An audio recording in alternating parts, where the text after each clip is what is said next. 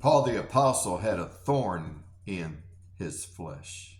That's what he said in 2 Corinthians chapter 12. And he said that he was willing to accept that. Now, he did say he prayed 3 times that the Lord would remove this thorn in his flesh. We don't know what that thorn in the flesh was.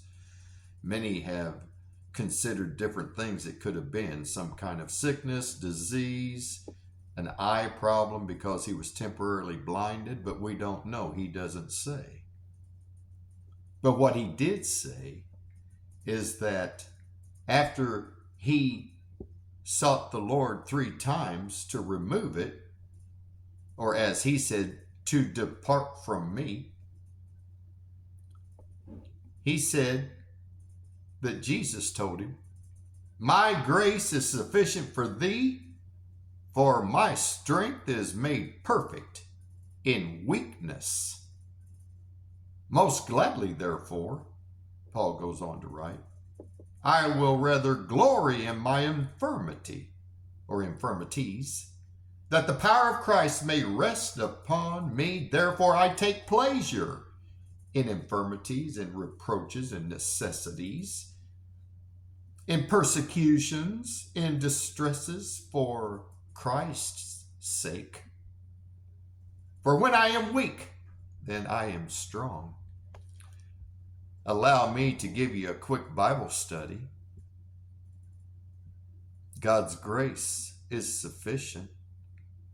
Number 1, it is a saving grace. The Bible says in Ephesians, "For by grace of God you have been saved." Ephesians 2, 8, 9, and 10. It's a sustaining grace. And Paul expresses that right here in this passage that we just read. It sustains us. It saves us. It sustains us. And the grace of God is a sufficient grace. Oh, yes, it is. It's sufficient. Our God is able and capable, and his grace.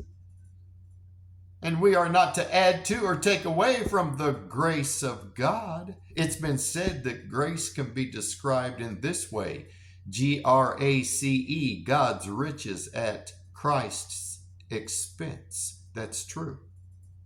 We also call it the unmerited favor of God. That's also true. And yet another way to express it is that grace is when God gives to us that which we do not deserve. That's another accurate description. The grace of God saves, sustains, and it is sufficient.